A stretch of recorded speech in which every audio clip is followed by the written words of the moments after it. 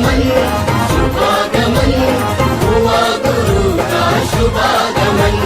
सुस्वागतम सुस्वागतम भक्त कहे गुरु सुस्वागतम। बड़े भाग्य से बड़े पुण्य से मिला गुरु का चातुर्मास। बड़े भाग्य से बड़े पुण्य से मिला गुरु का चातुर्मास। वर्षा योग में धर्म की वर्षा रचेगी एक स्वर्णिम इतिहास।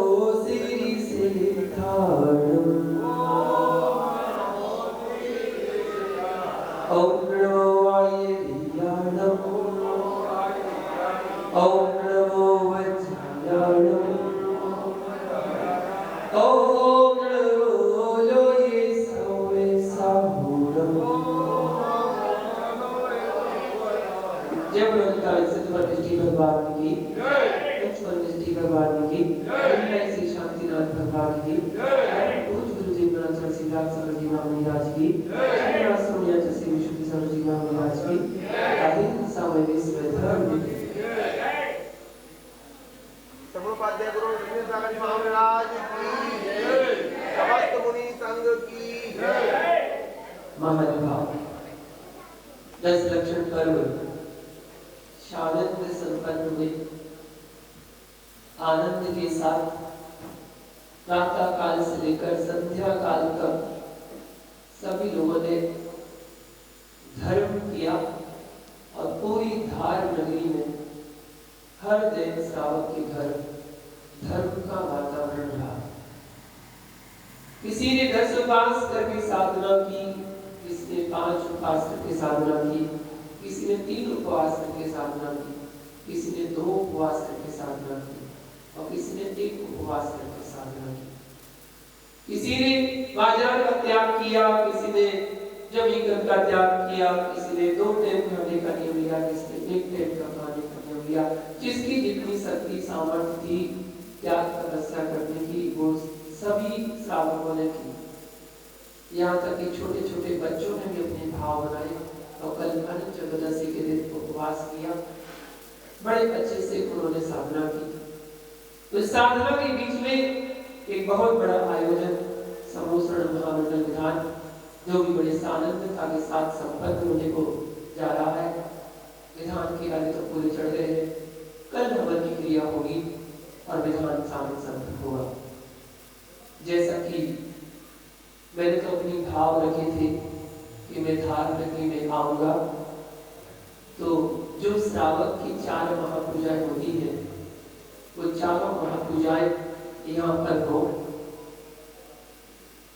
तो मेरे 20वें चतुर्मास में पहली बार ऐसा हो रहा है कि इंद्रध्वज पूजा शानंद संपन्न हुई और समोषण विधान भी शानंद संपन्न हो चुके हैं।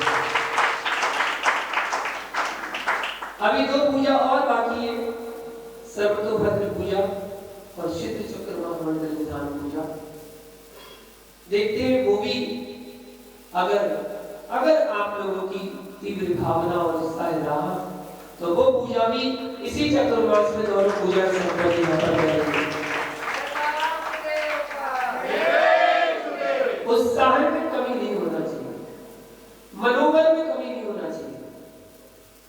अर्थ तो अपने आप आता है, सब अपने आप हो जाता है। हमने सोचा दिग्विजय यात्रा निकल रही है चक्रवर्ती की और बिना हाथी के कैसे निकलेगी। हाथी तो होना चाहिए। हमने सोचा ही तो था कि हाथी तो होना चाहिए, लेकिन क्या करें पशुओं पर बैन लगा है कि अब सही का हाथी तो आ नहीं सकता। चलो कृत्रिम हाथी बुला लिया जाए, तो कृत्रिम हाथी को बुला लिया। हाथी तो आए कम से कम, हाथी भी भक्ति में नृत्य करे।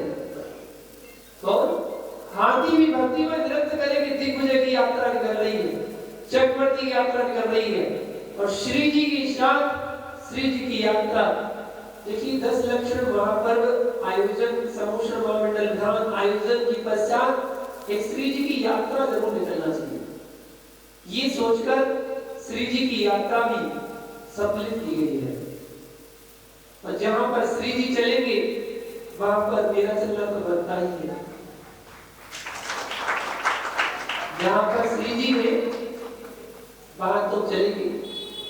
तो उस दिग्विजय यात्रा में बड़े आनंद के साथ पूरी समाज साथ में, ऐसा ना हो कि दिग्विजय यात्रा रास्ते में निकल रही है और उसमें केवल बग्गी वाले दिखे, बैंड वाले दिखे, बजाने वाले दिखे, श्रावक दिखे ना। ऐसा नहीं होना चाहिए। बच्चे, बड़े, वृद्ध सभी लोग उस यात्रा में सभी लोग साथ चले। जहां पर आपके देवसास गुरु चल रहे हैं, फिर आप तो श्रावक हैं, आपको तो चलना बनता ही नहीं है। कोई श्रावक ऐसा ना रहे जो उस दिग्विजय यात्रा में साथ में ना चले। आप दिग्विजय यात्रा में चले या ना चले, लेकिन हमारी श्री जी की यात्रा में तो आपको चलना ही चलना है। दिग्विजय यात्रा में आमंत्रित चक्रवर्ती करेगा। अभी चक्रवर्ती आमंत्रित करेंगे कि दिग्विजय यात्रा में सभी को आना है, नगरवासियों को। हमने तो अपनी तरफ से श्री जी की यात्रा में आपको आमंत्रित कर दिया कि आपको श्री जी की यात्रा में तो आना ही आना है। और फिर उसके बाद आपके लिए मिष्ठान भी है, तो मिष्ठान भी होगा। महानुभाव, ये पुण्य है आपका। इस पुण्य कर जो आपने क्रिया कर रहे हैं ना, ये सब पुण्य की वजह से कर रहे हैं। वर्तमान में भूत का पापानुबंधी पुण्य किसी किसी के पास ऐसा रखा हुआ है कि इस युग में लोगों के पास पैसा बहुत बढ़ रहा है, लेकिन पैसों को देखकर किसी से प्रभावित मत हो जाना, क्योंकि विदेशियों के पास भी पैसा है, परंतु उनकी थाली में सुबह क्या होता है वो भी देखना पड़ेगा। उस पुण्य का सदुपयोग वही कर पाता है जो पुण्यशाली जीव अपने पुण्य का उपभोग करना जानता हो। पुण्य तो सबके पास है, पुण्य सबके पास है, लेकिन उसका उपभोग करना हर किसी को नहीं आता। पुण्य का उदय आपका रहा, जो आपने अपने पुण्य का सदुपयोग किया, तो आपने अपने श्रावक धर्म को पालन करते हुए मुख्य जो कर्तव्य है दान देना और पूजा करना, ये आपने दोनों कर्तव्यों का पालन बड़े अच्छी तरह से निर्वाह किया। सामूहिक भगवान की पूजा भी की और दान भी किया। यथाशक्ति, जिसकी पास जितनी शक्ति थी उतना दान किया।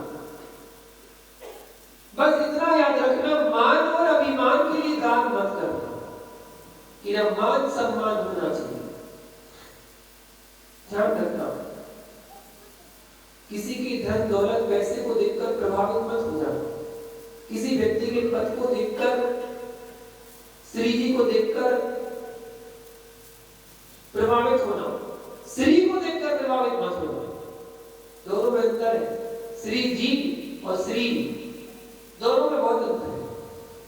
ये श्री जी है जो मस्तक पर विराजमान है, वो श्री जी है, और जो आपकी जीवों में रहती है वो श्री कहलाती है।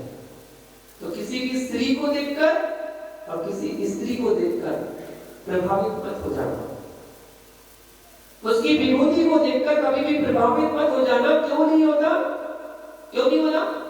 सीता का हरण किया रावण, अशोक वाटिका में बैठी है सीता।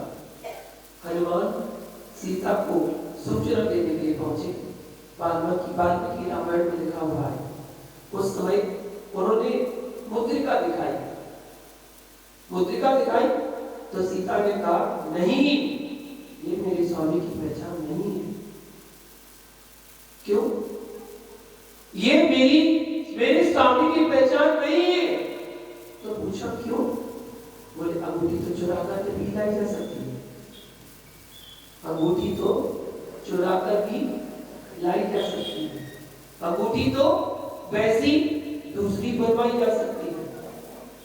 ये मेरे स्वामी राम का परिचय नहीं है, फिर आप तो ये बताओ कि मेरे स्वामी का चाल चलन कैसा है।